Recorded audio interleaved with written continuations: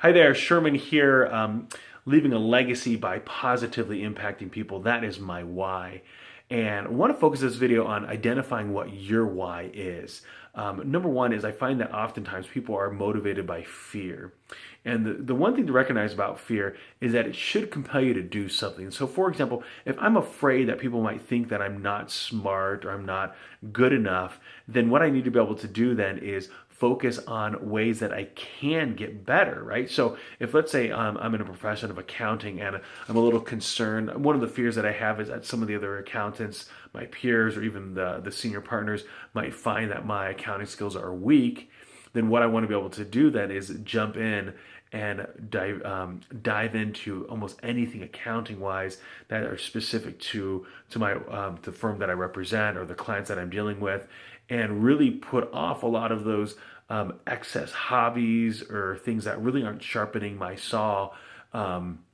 From a relaxation perspective, there are things that are just more fun, right? Like if I'm, running in a bunch of like softball leagues and, I go to every single baseball game at home, I might want to reevaluate my desire to reduce fear. And so the moment that I start recognizing that fear, I need to start taking actions to do something differently about it, right? So for example, if a child is afraid of the dark, you either put in a nightlight or you find out maybe why are you scared of the dark? Would it help if you slept with a stuffed animal? Would it help if you slept in your brother's room? So you try to start figuring out different things that can be done in order to make sure that you can overcome those fears. But what I find a lot of times, if they give in to those fears, they end up just having lazy thinking, and they believe that that's going to be then the definition of how they view their circumstances.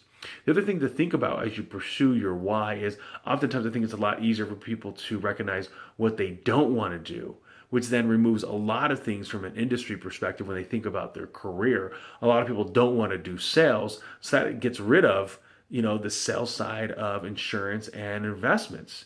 And so then you say, okay, what then am I good at?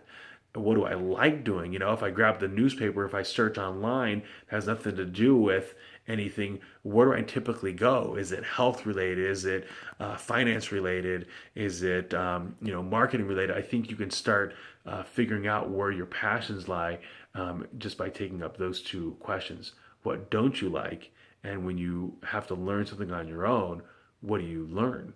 What do you enjoy reading? Have a fantastic day, everybody.